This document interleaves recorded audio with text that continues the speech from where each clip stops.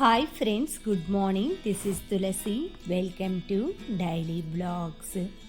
ఈరోజు బ్లాగ్లో వాక్కాయ పచ్చడి ఎలా చేయాలో చూపిస్తానండి.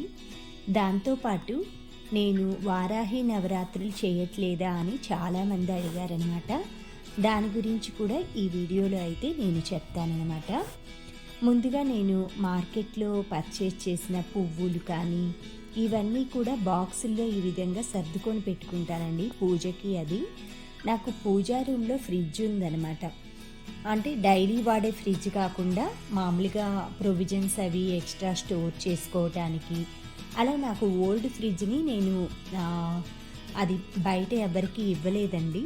అలానే ఉంచుకొని అందులో ఇయర్కి సరిపడా ఒక్కోసారి పప్పులు, చింతపండు, కారం, మసాలాలు, పసుపు ఇవన్నీ కూడా నేను ఆ ఫ్రిడ్జ్లో స్టోర్ చేసుకుంటాను.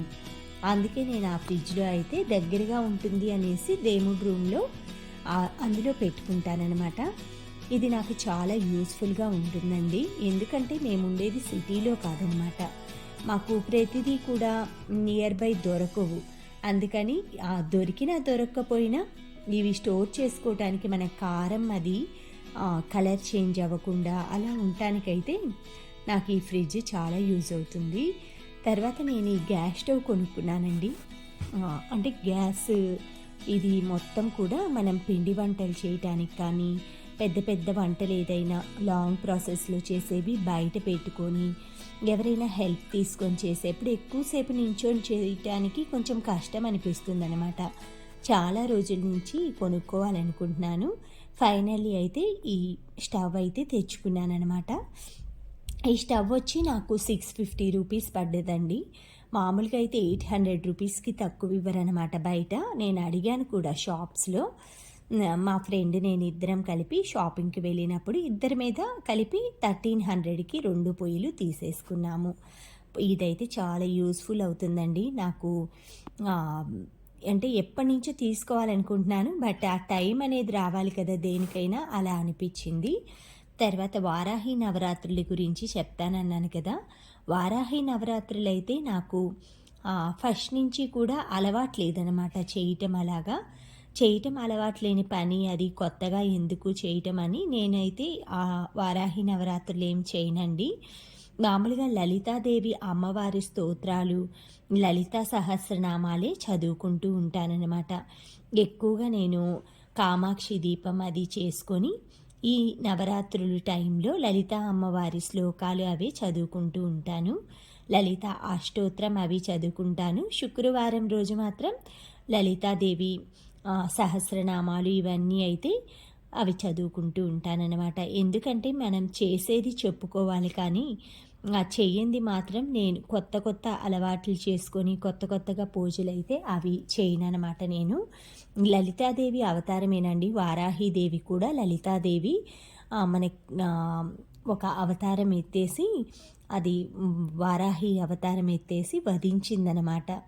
అందుకనే ఆ అమ్మవారికి ఆ విధంగా పేరు వచ్చిందనమాట. అన్ని అవతారాలు ఆ లలితాదేవి కాబట్టి ఆ లలితాదేవి ఆరాధన చేసుకుంటూ ఉంటాను నేను.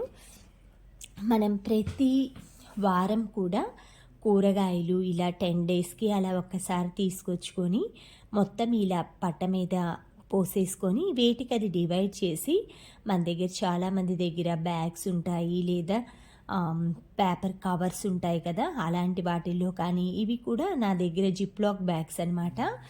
ఇవి నేను 6 మంత్స్ 1 ఇయర్కి ఒకసారి చేంజ్ చేస్తూ ఉంటానండి. ఒక్కోసారి జిప్స్ అవి ఫెయిల్ అవుతూ ఉంటాయి, అయినా కూడా ప్రాబ్లం ఏం లేదు. 1 ఇయర్కి ఒకసారి అయితే ఇవి చేంజ్ చేస్తూ ఉంటాను. వీటిలో వేయటం వల్ల మనకి కూరగాయలు వాడుకోవటానికి ఈజీగా ఉంటుంది. అలాగే మొత్తం ప్రతిసారి కూడా వెతుకులాడుకునే పని లేకుండా ఫ్రిడ్జ్ లోపల బాక్స్లో అన్నిట్లో అన్నీ కలిపి వేసామనుకోండి, ఏమున్నాయో ఏమి లేవో అన్నీ కూడా మిస్సింగ్ అవుతూ ఉంటాయన్నమాట. అందుకే వేటికది కవర్లో సర్దేసుకొని నీట్గా పెట్టుకున్నామంటే ప్రతిరోజు బర్డన్ లేకుండా ఉండటానికి ఒక్కరోజు ఇలా నీట్గా కష్టపడి సర్దుకుంటే సరిపోతుందండి. ఆకుకూరలు, కొత్తిమీర, పుదీనా ఇవి కూడా అన్ని వేటికది డివైడ్ చేసి పెట్టుకుంటాను. ఇలా ఒక్కరోజు చేసుకునే పని వలన 10 రోజులు మనం ఆరాంగా ఉండొచ్చు అనుకుంటే, అంటే ప్రశాంతంగా పని చేసుకోవచ్చు అనుకుంటే ఆ ఒక్కరోజు చేసే పనిని కొంచెం కష్టమైన నీట్గా చేసుకున్నామంటే సాటిస్ఫాక్షన్గా ఉంటుంది. చాలా వరకు వర్క్ టెన్షన్ అయితే తగ్గుతుంది. ఇవి వాక్కాయలు అంటారండి. మనం చెర్రీస్ యూజ్ చేస్తాం కదా బేకరీస్లో, వీటితోటి అవి చేస్తారనమాట. ఈ వాక్కాయలు పుల్లగా ఉంటాయన్నమాట.